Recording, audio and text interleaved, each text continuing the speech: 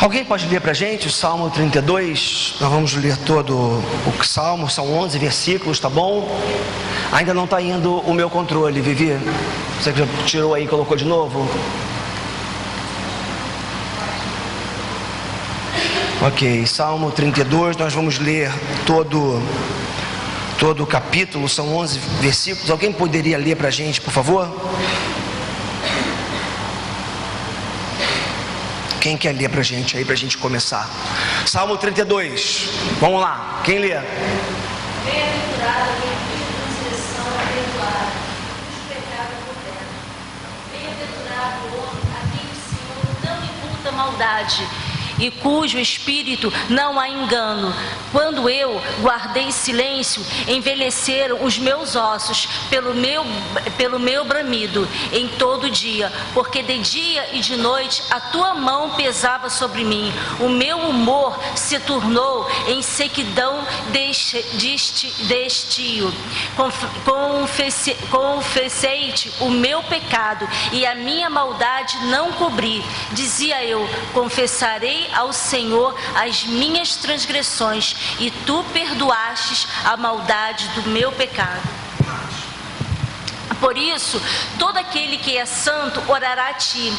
Há tempo de te poder achar, até no transbordar de muitas águas. Não lhe chegarão. Tu és o lugar em que me escondo. Tu me preservas da angústia. Tu me cinges de alegres cantos de livramento. Instruar-te-ei, ensinar-te-ei o caminho que deves seguir. Guiar-te-ei com os meus olhos. Não sejais como o cavalo, nem como a mula, que não tem entendimento, cuja boca precisa de cabresto e freio, para que não se cheguem a ti. O ímpio tem muitas dores, mas aquele que confia no Senhor, a misericórdia o cercará. Alegrai-vos no Senhor e regozijai-vos, vós os justos, e cantai alegremente, todos vós que sois retos de coração. Amém.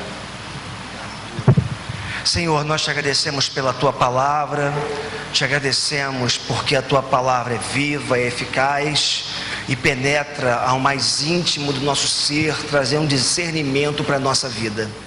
Obrigado pela vida dos meus irmãos que estão aqui para ouvirem a tua palavra. Obrigado pela minha vida, pelo privilégio que eu tenho de ser um pregador das Escrituras Sagradas. Que privilégio maravilhoso que eu tenho, Senhor. Muito obrigado por isso. Que agora o teu Espírito nos dê total liberdade para que possamos aqui juntos absorvermos aquilo que o Senhor tem reservado para cada um de nós essa noite. Que essa noite, Deus, seja noite de livramentos, noite de cura da nossa alma, onde, quem sabe, alguns pesos fiquem ou sejam deixados de lado por conta da tua verdade eterna, que tanto é libertadora para as nossas vidas. Muito obrigado, Senhor, nós te agradecemos em nome de Jesus. Amém. Amém. Louvado seja o nome do Senhor nosso Deus. Bom, queridos, esse salmo é um salmo de Davi, o Salmo 32, e possivelmente este foi um salmo lido na comunidade dos santos, ou seja, entre o povo de Deus, para celebrar o Deus que perdoa pecados, para celebrar o Deus que nos livra de toda culpa. Então, possivelmente, Davi, ele recitou publicamente esse salmo na Assembleia dos Santos, na comunidade dos justos, entre o povo de Deus, justamente para exaltar, para glorificar a esse Deus que realmente é o único que pode nos livrar das muitas culpas que nós carregamos. É interessante porque quando a gente fala de culpa, essa é uma palavra muito presente na nossa vida. Eu não sei se você já viveu isso, eu acho que sim, mas eu acho que todos nós, de alguma forma, experimentamos, ouvimos ou falamos ou usamos, desse expediente da acusação, de dizer que o outro é culpado, que o outro é responsável. já dentro da nossa casa, né? Então, eu não sei se você já ouviu ou já falou essa expressão, né? Essa frase: a culpa é sua. Entre casais, isso é muito comum, não é verdade? Quando há um desentendimento, não, a culpa é sua. Não, a culpa é sua. Isso tem a ver com a educação dos nossos filhos. Isso tem a ver com as muitas brigas que muitas vezes nós temos enquanto casais. Isso acontece na relação entre irmãos. Nós estamos sempre, de alguma forma, tentando atribuir responsabilidade de alguma coisa a alguém. E é óbvio, transferir esse negócio da gente. Mas isso não vem de hoje.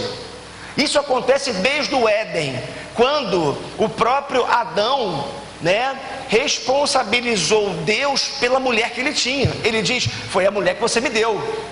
E a mulher imediatamente fala assim: não, foi a serpente que me enganou. Um foi passando a responsabilidade para o outro, um foi culpando o outro, porque ninguém gosta de ficar com esse peso.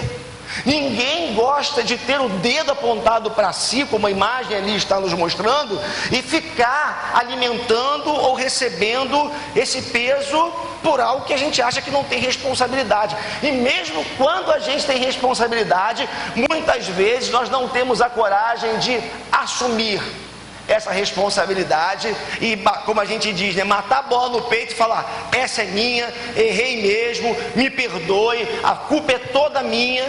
Via de regra, a gente tem muita dificuldade de fazer isso por causa do nosso orgulho.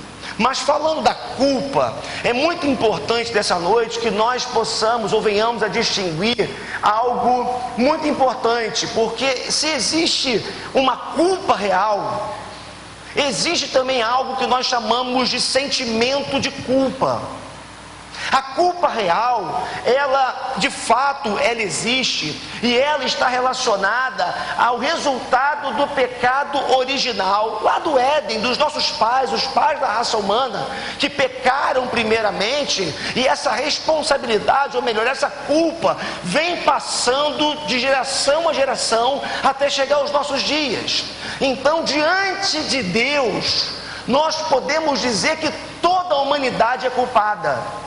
Toda a humanidade, ela incorre em erro, em pecado, por conta da desobediência original. Mas também nós somos culpados diante de Deus pelos muitos pecados que nós cometemos. Hoje eu pequei, você pecou. Pecamos na forma de falar, pecamos na forma de agir, pensamos nos muitos pensamentos ruins que vêm à nossa mente. Tudo isso se constitui o quê? Pecado real diante de Deus. E se constitui pecado real diante de Deus, consequentemente há o quê? Uma culpa.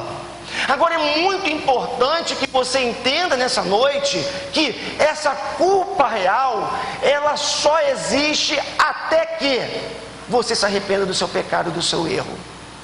Por que eu estou dizendo isso? Porque muitas das culpas que nós carregamos tem muito mais a ver com isso aqui, sentimento de culpa. E não culpa real. E qual é a diferença? A culpa real, como eu já lhes disse, é aquela que nós herdamos dos pais da raça humana, mas também são aquelas que são consequências de pecados que nós não confessamos diante de Deus.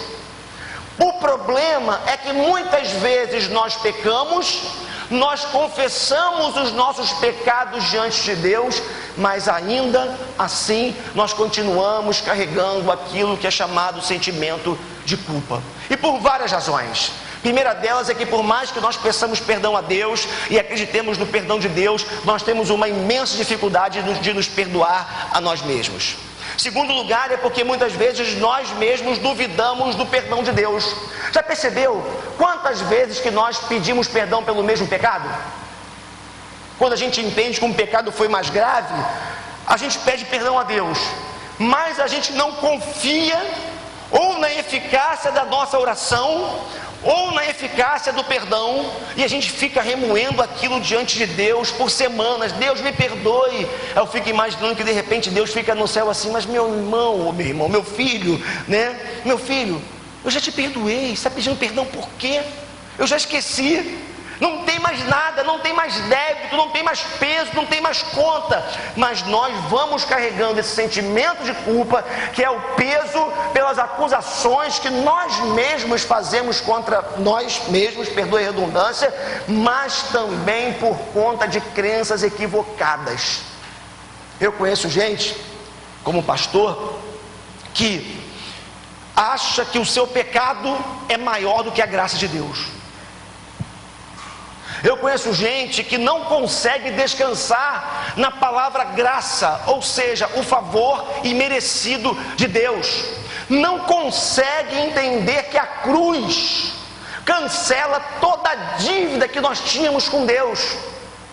E que quando nós, humilhados, nos prostramos diante de Deus, efetivamente Deus perdoa os nossos pecados, levando tudo embora e lançando no mar do esquecimento, como a própria palavra de Deus nos diz. A consequência disso é esse sentimento de culpa. Agora tem um detalhe: enquanto não somos alcançados pelo perdão, porque de verdade nós não pedimos perdão, não reconhecemos o nosso erro, esse sentimento de culpa, ele é até produtivo. Por quê?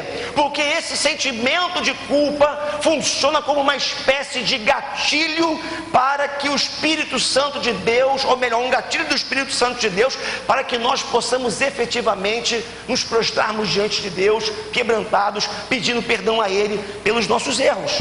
Então, esse sentimento de culpa é justamente esse peso sentido por causa das muitas acusações que nós mesmos fazemos contra nós, a nossa própria vida, mas também é fruto muitas vezes dessas crenças equivocadas, como eu estou lhes dizendo. E esse é um sentimento que nos assombra.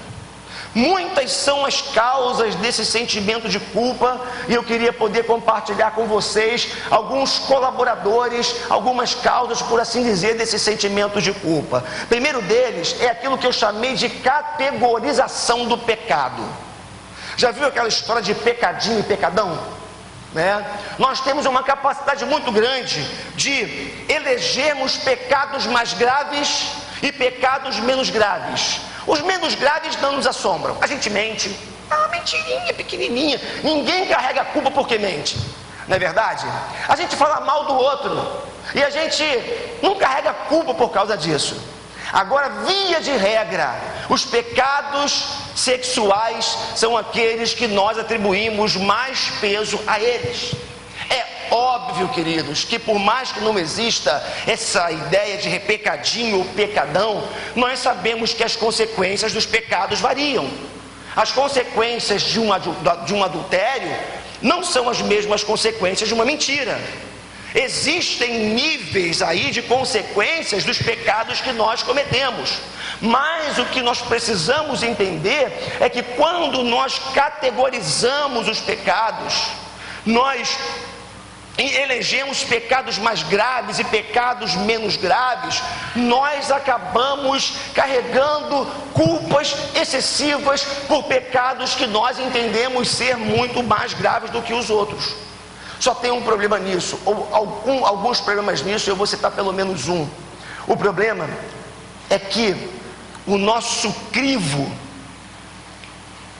a nossa referência a respeito do pecado é muito rasa.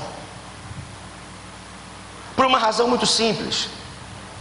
A gente, como eu já falei aqui, atribui um peso muito grande a alguns pecados e a gente deixa outros de fora. Falei isso aqui num outro contexto, me lembro que, por um momento que falei isso num outro contexto, a gente é capaz de destruir a nossa própria vida, se alimentando extremamente mal, dormindo pouco, trabalhando excessivamente, e a gente não acha isso pecado. A gente se arrebenta. Nós somos templo do Espírito Santo, e a Bíblia diz que nós temos que tomar cuidado com o nosso corpo, porque nós somos templo do Espírito Santo, e a gente arrebenta com o corpo da gente, por exemplo, e a gente não sente culpa por causa disso. Inventamos várias desculpas para justificar o nosso erro, mas aí, em contrapartida, em alguns outros pecados nós jogamos um peso muito grande. Então, essa categorização do pecado é o primeiro colaborador, por assim dizer, do sentimento de culpa. E nós ficamos afixados muitas vezes em alguns erros, em alguns pecados, e nós, quando entendemos que cometemos um pecado mais grave, nós não nos perdoamos. Remoemos a culpa, remoemos o pecado. Uma segunda fonte aí que pode aumentar, por assim dizer, que pode ser um colaborador desse sentimento de culpa, são as nossas expectativas internas. Já viu como que a gente se cobra?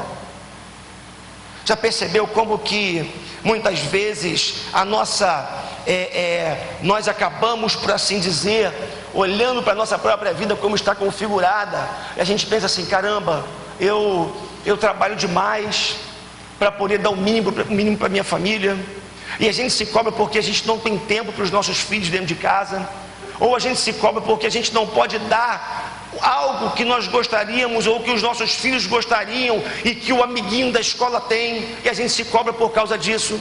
A gente se cobra por algumas incapacidades. Muitas vezes não estamos com uma baixa autoestima, ou seja, uma baixa percepção de nós mesmos, uma estima de nós mesmos, e essa baixa autoestima muitas vezes faz com que nós nos sintamos inferiores aos outros. E aí tudo é motivo para nós acharmos que o outro é melhor do que a gente. E se o outro é melhor do que a gente acaba carregando uma culpa muito grande, porque a gente não consegue ser, no mínimo, igual ao outro. E nós vamos estabelecendo sempre padrões de comparação, e às vezes padrões de comparação muito altos. Eu olho para o alto, eu perco a capacidade, eu olho para o lado, porque eu perco a capacidade de olhar para Deus, olhar para mim mesmo, e fico buscando referências à minha volta para poder estabelecer um padrão de comparação. Então, eu luto com as expectativas internas, que são as minhas cobranças pessoais, mas eu luto também com as expectativas externas. Já percebeu como é que esse negócio ele é cruel? Essas expectativas externas são as cobranças dos outros. Parece que os olhos do mundo estão sobre nós, já viu isso? Aí a gente acha que a gente tem que ter o carro igual do outro, a casa igual do outro, a mulher igual do outro, o marido igual do outro. Vamos ser justos aqui. Do outro não, né? Peraí, aqui não, da outra, né? Senão não dá. E aí o que acontece é que a gente acaba sendo escravo de uma expectativa externa, dos olhares externos, das pressões externas que vêm sobre a nossa vida. Consequência? Sentimento de culpa. Você se acha o pior ou a pior das pessoas, e você acaba carregando extremo peso na sua vida. E aí, podemos falar também, como colaborador do sentimento de culpa, os fracassos. Gente, nós fracassamos na vida. Quantas vezes a gente tem um projeto de vida, a gente sonha com alguma coisa, a gente trabalha, a gente investe e não dá certo. Aí você tem que atribuir culpa a alguém, não tem? Tem que responsabilizar alguém. Aí no final das contas você olha para tudo quanto é lado, sobra quem? Você. E você se acha o quê? Um fracassado. Por uma razão muito simples: existe um padrão de sucesso na sociedade, existe um padrão lá fora, e nós pautamos a nossa vida a partir do sucesso que essa sociedade estipulou como sendo sucesso. E o que acontece? Sentimento de culpa sobre a nossa vida. Mas você acha que é só isso? A religião também, com seus dogmas e paradigmas, ela é extremamente causadora de sentimento de culpa na nossa vida. Por exemplo, a capacidade que nós temos de instituir o que é sagrado e o que é profano.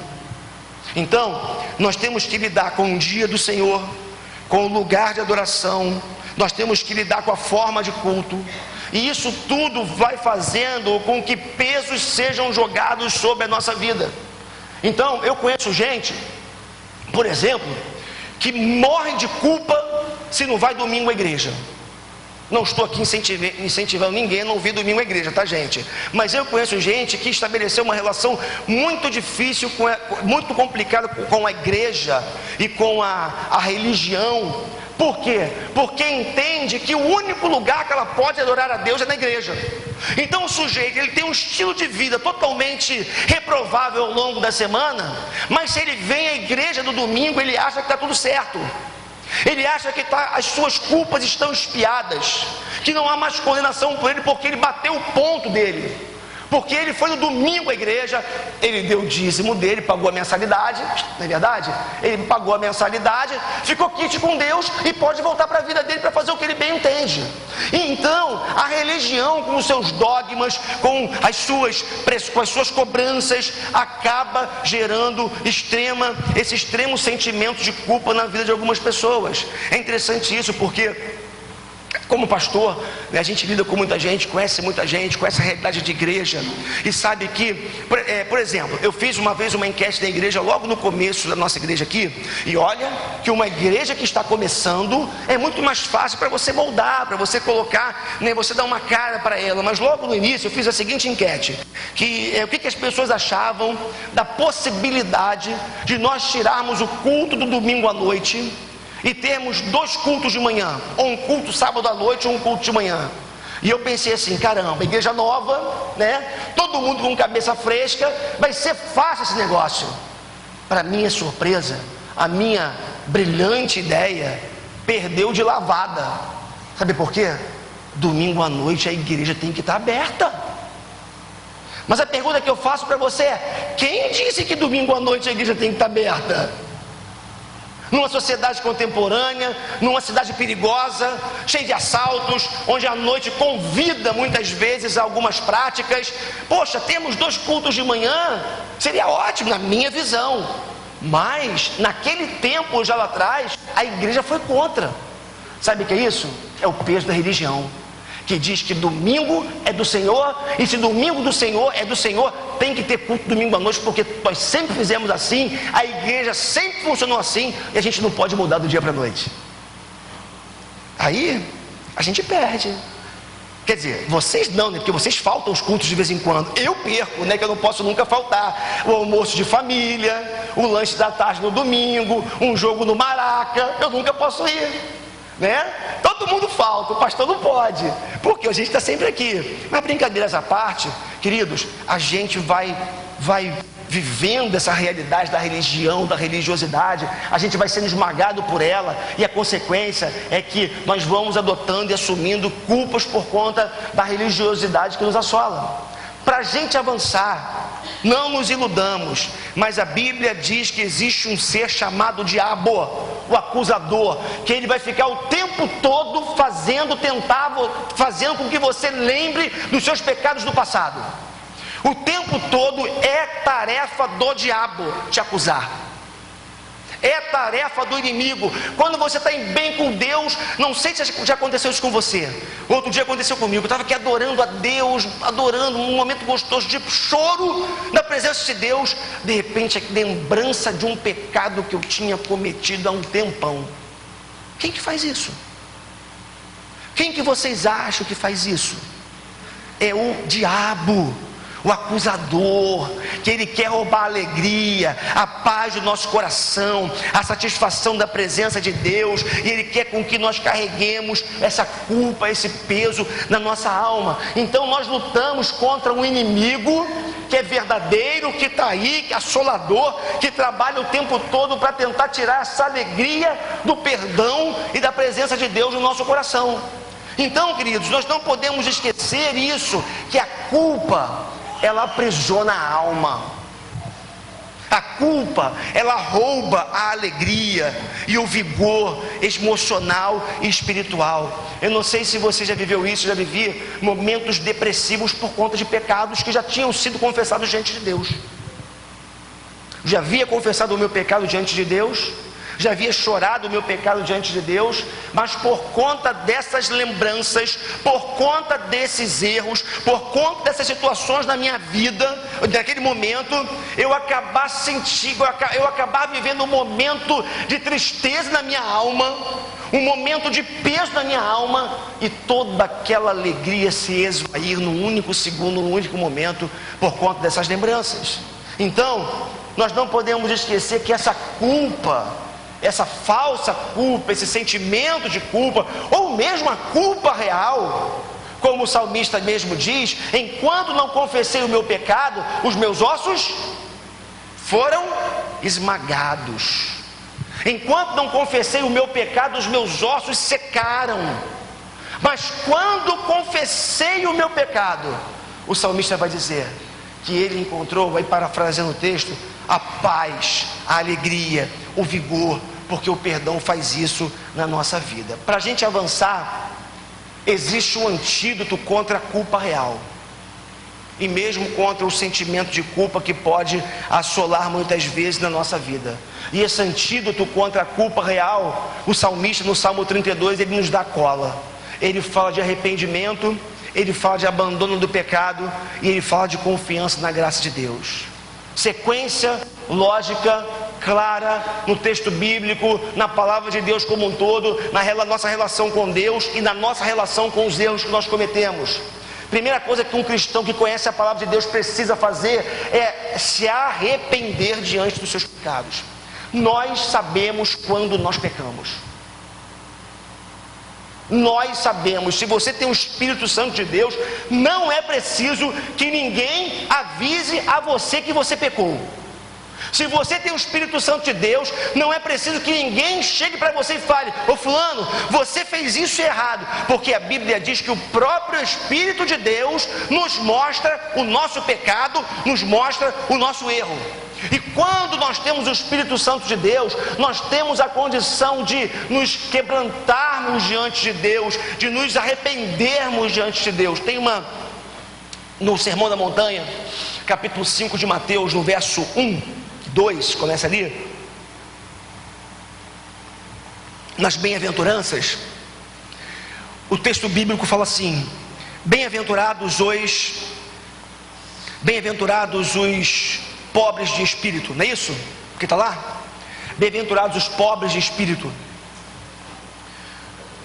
Por quê? Quem pode completar? Por quê?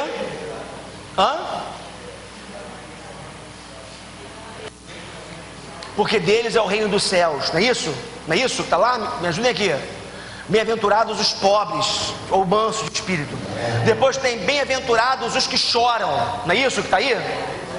Bem-aventurados os que choram, porque serão consolados. Eu gosto muito de John Stott, ele falando a respeito do Sermão da Montanha, no livrinho fininho que ele tem, o Sermão da Montanha.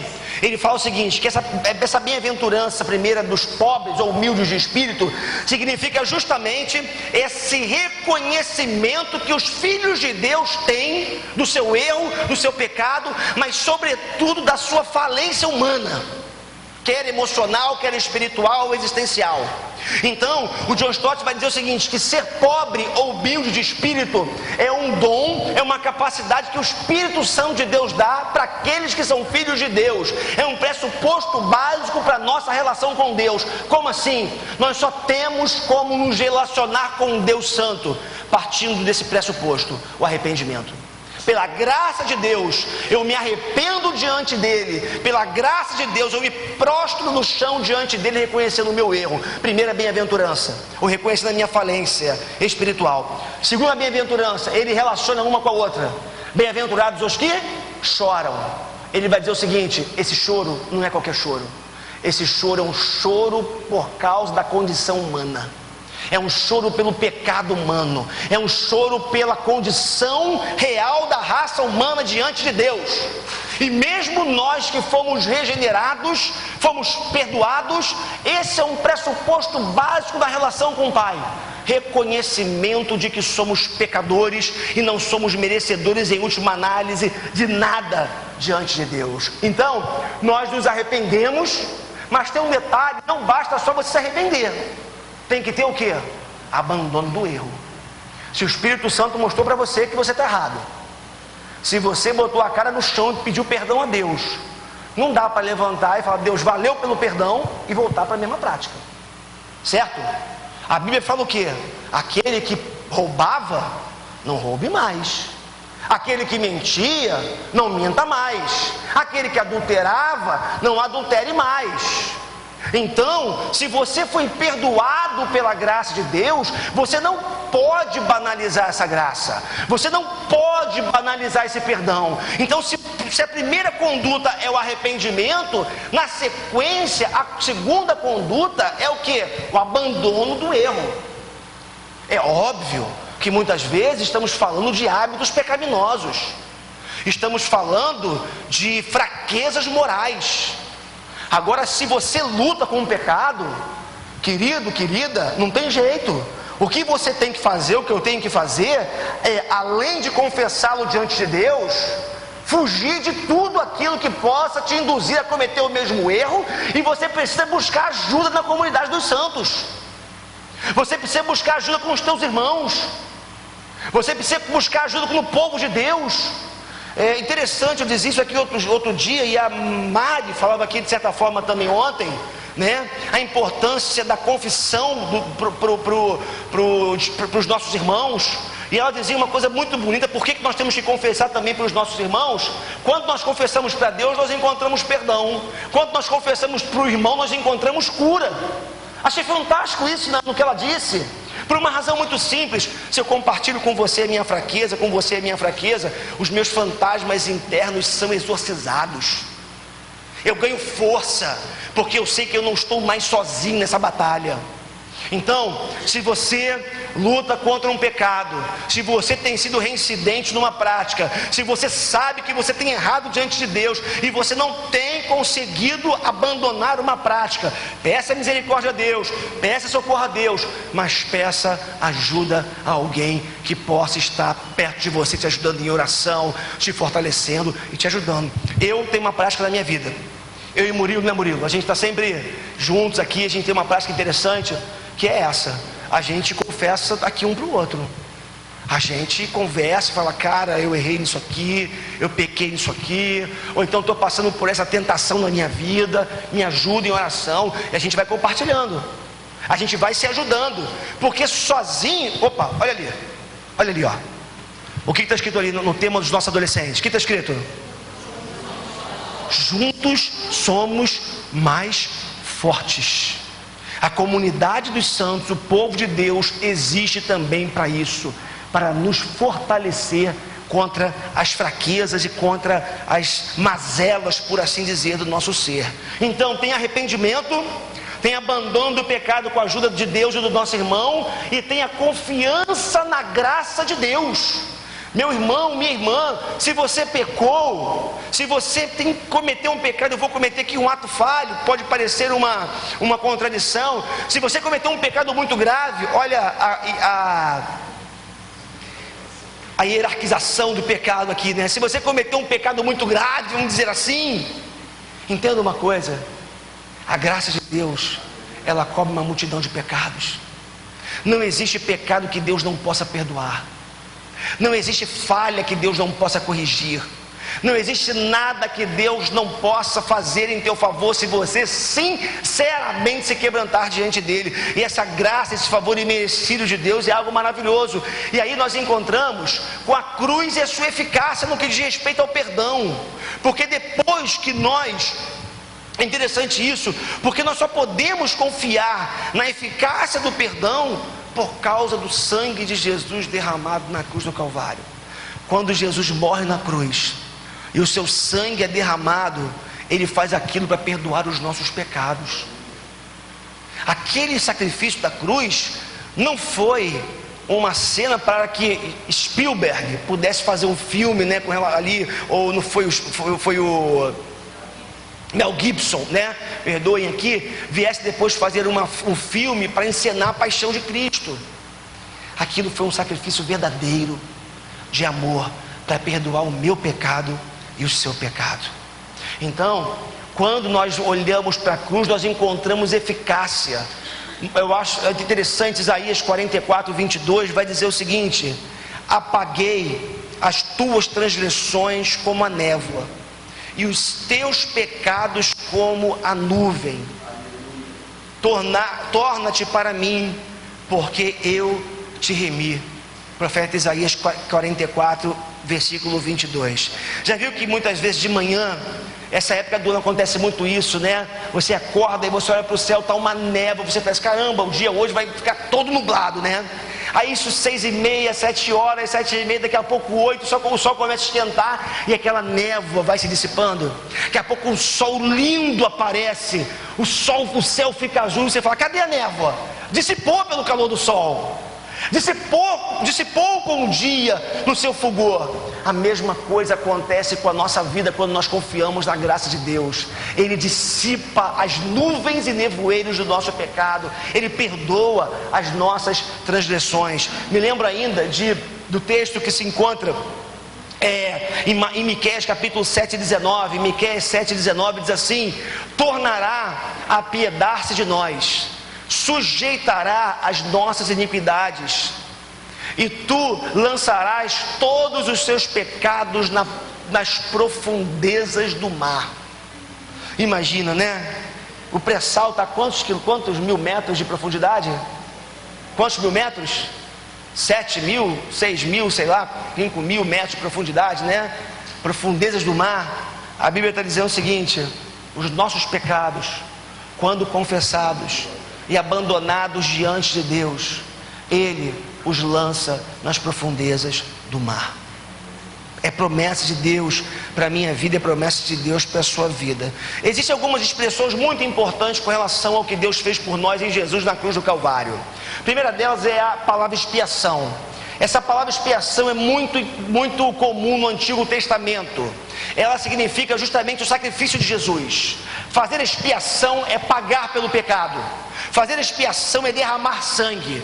E a Bíblia diz que não há perdão de pecados sem derramamento de sangue. É por isso que na história do Antigo Testamento um animal era morto, sempre o animal era morto, e o sangue era derramado para que houvesse perdão de pecados no meio da comunidade de Israel. E no Novo Testamento, Jesus, ele aparece na história, morre na cruz, o seu sangue é derramado para quê?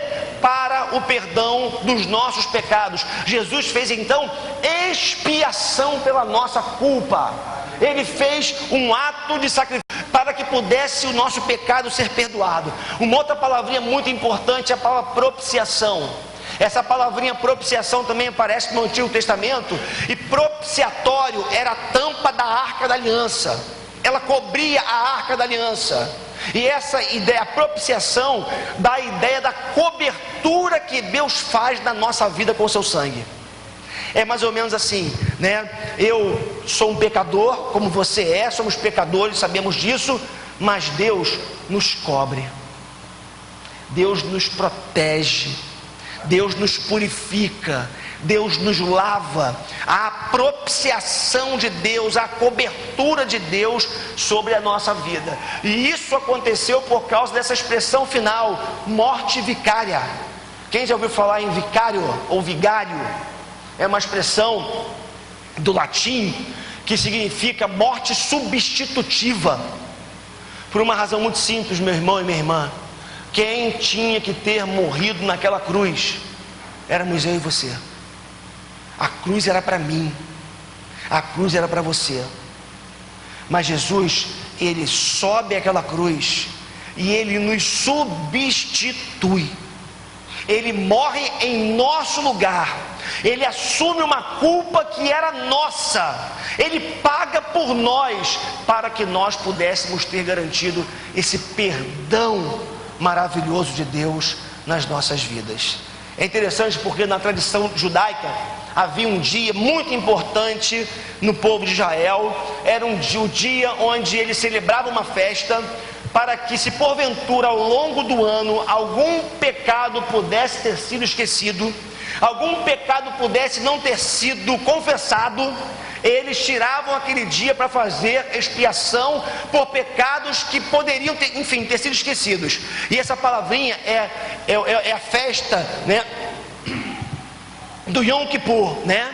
E essa perdão, era o dia da expiação do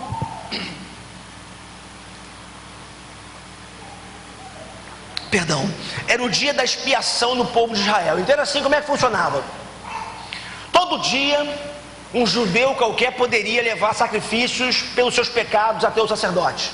levava o animal para sacrificar por causa dos seus pecados. Ele tinha liberdade para fazer isso. Havia também as festas específicas da nação de Israel, onde ele podia oferecer também um animal, ali como sacrifício pelos seus pecados. Então, ao longo do ano, várias eram as oportunidades que o judeu ele tinha para oferecer um animal em sacrifício pelos seus pecados. Mas havia um dia de uma festa onde 2 animais eram escolhidos, o dia da expiação, e nesse dia 2 bodes eles eram escolhidos. O primeiro deles, o sacerdote colocava a mão sobre esse animal, simbolizando que a culpa de toda a nação estava sendo transferida para aquele animal. Era feita uma oração e aquele bode era lançado para o deserto, e esse bode era o bode expiatório. Quem já ouviu essa expressão? Fulano ficou de bode expiatório, ou seja, recebeu a culpa. O bode expiatório ou bode emissário era aquele que era enviado para o deserto, simbolizando que a culpa de toda a nação estava indo embora. Mas um segundo animal era morto, um segundo animal ele era tomado, e esse segundo animal era colocado a mão sobre a cabeça dele também, e ele era imolado, o seu sangue derramado, porque a Bíblia diz que sem derramamento de sangue não há perdão de pecados. E aí a gente encontra o texto de Levítico capítulo 16, 21 e 22, que vai dizer assim: e Arão porá ambas as mãos sobre a cabeça do bode vivo, e sobre ele confessará todas as iniquidades dos filhos de Israel, e todas as suas transgressões, e todos os seus pecados, e os porá sobre a cabeça do bode, e enviá-lo ao deserto pela mão de um homem designado para isso. Assim, aquele bode levará sobre si todas as iniquidades deles à terra solitária, e deixará o bode no deserto. Esse é o bode emissário. E como eu já lhes disse, um outro bode seria tomado e seria morto. E aí, queridos, outros textos bíblicos confirmam que toda a dívida foi paga de uma vez por toda pelo sacrifício de Jesus na cruz do Calvário. Por exemplo, Colossenses capítulo 2, partindo para o Novo Testamento, versos 13 e 14, vai dizer assim: e quando vós estáveis mortos nos pecados e na incircuncisão da vossa carne, vos vivificou juntamente com ele, perdoando-vos todas as vossas ofensas, havendo riscado a cédula que era contra nós, ou a sentença que era contra nós nas suas ordenanças, a qual de alguma maneira nos era contrária, e atirou do meio de nós, cravando-a na cruz. Nós temos ainda, por exemplo, 1 João capítulo 3, 19 e 20. E nisso conhecemos que somos da verdade, e diante dele asseguraremos nossos corações, sabendo que se o nosso coração nos condena, maior é Deus do que o nosso coração, e que conhece todas as coisas. O que a palavra de Deus está dizendo? Se tem sentimento de culpa no coração, João está dizendo: maior é Deus, meu irmão. Maior é Deus, minha irmã. Você não precisa carregar esse sentimento de culpa que atormenta a sua vida. Tem gente que não se perdoa, mas a Bíblia diz que o título de dívida foi rasgado na cruz do Calvário, porque Jesus perdoou todos os nossos pecados. E ainda, Romanos, esse texto é maravilhoso, capítulo 8, eu estou terminando com esse texto, versos 31 a 39, o texto diz assim: que diremos, pois, a essas coisas? Se Deus é por nós, quem será contra nós? Aquele que nem mesmo o seu próprio filho poupou, antes o entregou por todos nós, como nos não dará também com ele todas as coisas? Quem intentará a acusação contra os escolhidos de Deus? É Deus quem os justifica. Quem é que condena ou os condena? Pois é Cristo quem morreu, ou antes quem ressuscitou dentre os mortos, o qual está à direita de Deus e também intercede por nós. Quem nos separará do amor de Cristo? A tribulação, ou a angústia, ou a perseguição, ou a fome, ou a nudez, ou o perigo ou a espada? Como está escrito: por amor de ti somos entregues à morte todo dia, fomos ou somos reputados como ovelhas para o matadouro.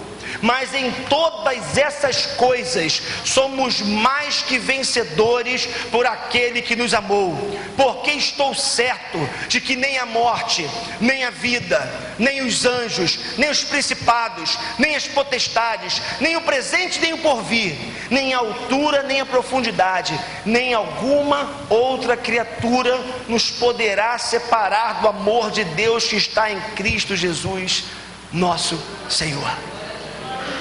Esta é a sentença total de absolvição do povo de Deus, daqueles que confiam no sacrifício da cruz, daqueles que entregaram a vida ao Senhor, daqueles que entenderam o chamado de Deus para a sua vida. Não precisamos carregar pesos sobre os nossos ombros desnecessariamente. Mas não nos esqueçamos, queridos, do início dessa palavra, quando eu disse que há culpas que são reais. E o que nós temos que fazer com as culpas que são reais? Com os pecados efetivos? Confessá-los, abandoná-los e confiarmos na graça de Deus. E com os sentimentos de culpa, precisamos entender que temos um advogado, temos um Deus que batalha por nós, e que a maior e mais efetiva de todas as ações a nosso favor, Ele fez na cruz do Calvário, enviando seu Filho para derramar o seu sangue pelos nossos pecados. Você foi absolvido pela graça de Deus. Deixa eu te dizer uma coisa, e você vai ter que ter muita maturidade para ouvir o que eu vou te dizer aqui agora, e muita responsabilidade para ouvir o que eu vou te dizer aqui agora. Os seus pecados foram perdoados. Os seus pecados são perdoados. E os pecados que você ainda vai cometer, olha o que eu vou dizer, os pecados que você e eu ainda vamos cometer, já foram perdoados pela graça de Deus. Pastor, você está dizendo então que eu posso fazer o que eu quiser, porque os meus pecados já foram perdoados? Não. Fui bem claro ao afirmar que você teria que ter maturidade e responsabilidade para ouvir o que eu ia dizer para você. Os seus pecados futuros já foram alcançados pela cruz de Cristo, porque Deus é um ser atemporal, Ele está fora do tempo. Deus vê o tempo como uma folha branca plana de fora. Passado, presente e futuro estão postos diante dos olhos de Deus. Está aqui, ó, passado, presente e futuro. Isso significa dizer que nesse momento já acabou, já está acabando o jogo da Argentina com a Bósnia, mas Deus, mas Deus já viu, já sabe, e Deus vê nesse momento o final da Copa, vê o dia, hoje é dia 15 de junho, e nesse momento Deus contempla a criação de todas as coisas, e Deus contempla o fim da história, porque Deus está fora do tempo, e tudo está posto diante dos olhos dele. Então, nesse momento, Deus já perdoou os pecados que eu vou cometer lá na frente, pela sua graça, pela sua soberana vontade, pelo seu conhecimento absoluto de todas as coisas. Mas isso traz para mim uma responsabilidade muito grande, porque se eu fui alcançado pela graça, se eu fui alcançado pelo amor de Deus, eu não tenho o direito de banalizar um sacrifício que foi tão sofrido por Jesus em meu favor. Você foi perdoado, mas você precisa honrar a cruz. A salvação é de graça para mim, é de graça para você, o perdão é de graça para mim, é de graça para você, mas o perdão custou muito caro para Jesus. E como nosso Senhor, como nosso Mestre, como nosso Deus, quando nós estivermos diante de situações que nós sabemos que podem nos levar ao pecado, a envergonharmos o nome de Deus, nós precisamos nos lembrar da cruz. Nós precisamos nos lembrar do sangue. Nós precisamos nos lembrar do que Jesus foi capaz de fazer por nós. e falarmos como José no Egito: como poderei eu cometer tal coisa contra o meu Senhor? Um Deus que tanto me amou, um Deus que tanto fez por mim, como que eu poderia fazer tal coisa contra esse Deus? Por isso, meu irmão, minha irmã, eu termino essa mensagem nessa noite dizendo para você: você não precisa ser refém dos erros do passado, você não precisa remoer os erros do presente, e você não precisa ficar com medo dos erros do futuro, porque nós vamos cometê-los. A única coisa que nós precisamos é confiar no Deus que perdoa pecados. Enquanto calei os meus pecados, os meus ossos secaram, os meus ossos dilaceraram, mas quando eu confessei o meu pecado, Deus os perdoou, e Deus restaurou a alegria do meu coração, parafraseando o texto que nós lemos aqui nessa noite. Portanto, que nessa noite você possa voltar para casa certo do perdão de Deus para você, que foi garantido para você na cruz do Calvário, mas que você possa sair daqui ainda mais comprometido com teu Deus, ainda mais comprometido com uma vida de santidade, ainda mais comprometido com uma vida correta de quem quer acertar na presença de Deus, porque Deus se alegra quando os seus filhos o obedecem, quando os seus filhos caminham na direção dele, vivem para ele e dependem da graça dele. Amém, queridos? Vamos ficar em pé.